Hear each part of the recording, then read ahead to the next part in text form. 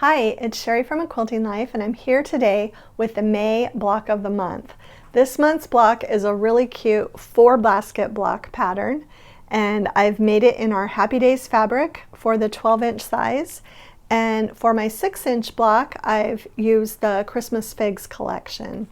So I'm going to walk you through all of the tips and tricks for making this month's block, and I'm going to give you an option if you don't want to work with all these tiny little pieces for the smaller block, and I'll show you everything, including how I've pressed my seams and what to do with some of the extra pieces you'll have if you use triangle paper, or even if you don't use triangle paper. So all of that information is going to be in today's video, and let's get started.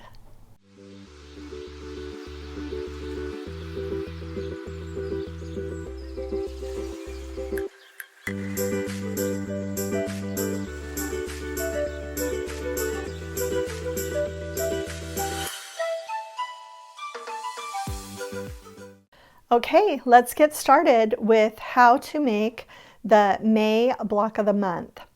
So I've got my little 6-inch block done, and as you can see, there are once again lots of half square triangles. Luckily, there are rectangles, 2 different rectangles in each block that break up the monotony of those half square triangles, and there are also 3 squares in each block. So I feel like it's got those little resting areas that are nice. I will tell you, if I were going to do my 6-inch block again, I would do it differently. I would probably do just 2 red baskets and 2 green baskets. I really didn't like how convoluted this one was when I put it together with the red and green. And so, but I wasn't going to make all of these half square triangles in this small size together over again, so it'll be what it is. But if I were going to do it again, I would definitely switch that up. In the larger block, as you'll see, it doesn't seem to matter as much. It doesn't look as convoluted. But when these pieces are so close together, it really did just kind of appear too much red and green without being a standout red basket, green basket. Either that, or I would have done maybe all of the basket bottoms green and all the basket tops red, something like that. Okay, I am going to show you something else about this. I did press all of the seams to one direction except for the major seams in the small block. I pressed them open. And you'll also notice a really small stay stitching, just a 1/16 to an 1/8 of an inch away from the edge. That's just to keep this all together, because sometimes when you use half square triangle paper, those seams aren't actually, they might come open just in handling the block before you put it together in a quilt. So I did stay stitch around the edge of my 6-inch block. I may or may not do that with my 12-inch block. So I just wanted to show you, I've made 3 of the basket units for the 12-inch block, and then I'm going to show you how I put together the basket unit with my 4th one. And you can see that it's really not as convoluted in this one, where I've got more colors. I made 2 baskets, red and coral, and I've got a gray and aqua basket, and then the 4th basket is the navy and the citrine. So I like the look of this one a lot better. So a couple other things to point out.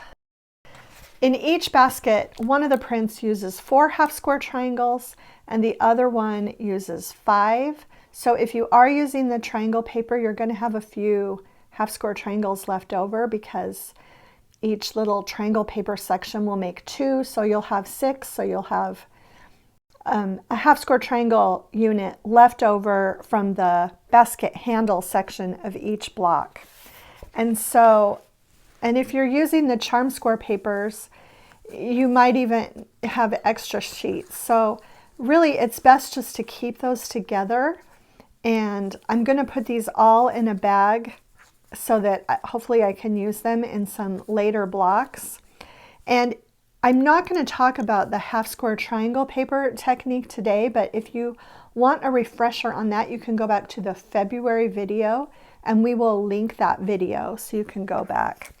But a really good way when you're working on a project like this is just to keep everything together.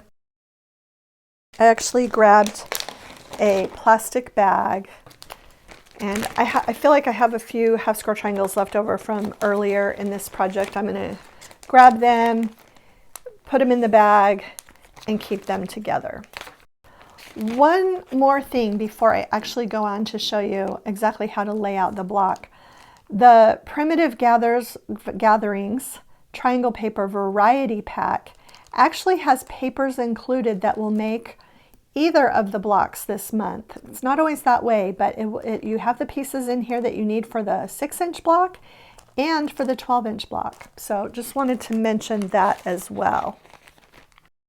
Also, when I did my larger blocks, I pressed them a little bit differently than I did the smaller ones. The smaller ones, I followed the layout, the assembly layout on the pattern.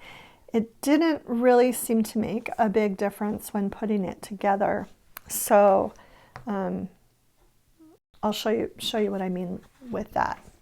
Okay, so your pattern will give you all the different sizes of half square triangles that you need to make and how many you need of each. And then on the back there is a block layout diagram, and there are pressing instructions if you want to follow those.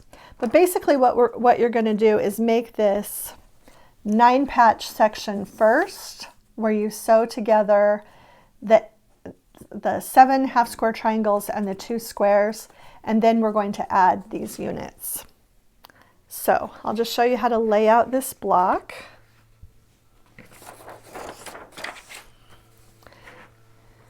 And basically across the top you have 3 half square triangles and 2 down the side. Your squares are diagonally set in that 9-patch, one in the center, and I use this little print square for the second square. And then your contrast sections. Okay, now eventually we're going to add pieces here and here, but this is the first unit that you'll want to assemble.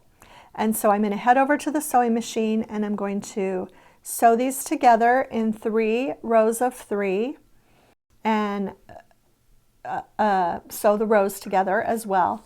And I'll turn it that way so you can see how it looks. And I'll go sew this together and I'll come back and show you how to add the outer sections. Okay, so I've sewn the little 9-patch section of the basket block together, and I did press the seams alternating directions in each row, and then I pressed the row seams all in the same direction. And so now we're just going to add our rectangles and our final square and final half square triangle units.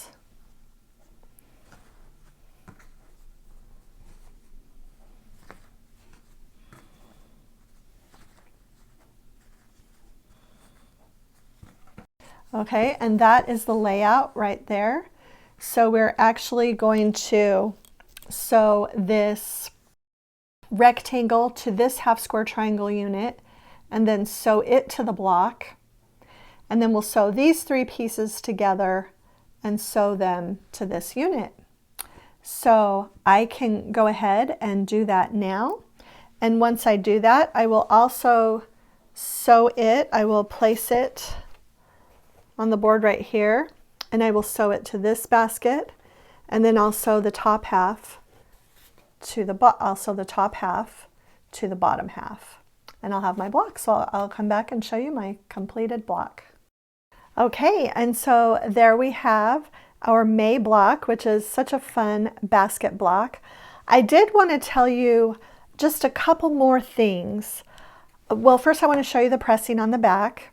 So again, I pressed rows in one direction, the rows in the original 9 patches down, and then attach that bottom piece down and then over. But I did press these large seams open, and I feel like the black is really flat that way. I did want to tell you that if you don't want to make all of these tiny little pieces for your 6-inch block, you can make just one of the basket block units from the 12-inch block and substitute it for your 6-inch block.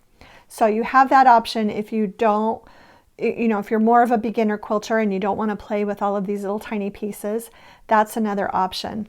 And then I just wanted to point out too, I have a husband and wife who help me with my diagrams for my patterns now, Natalie and Joel. And they put at the end of the pattern one of my basket patterns. So if you really like basket blocks, you can find, I have actually two. I have the Berry Baskets pattern, which is a large quilt pattern. And then I also have this Berry Baskets mini.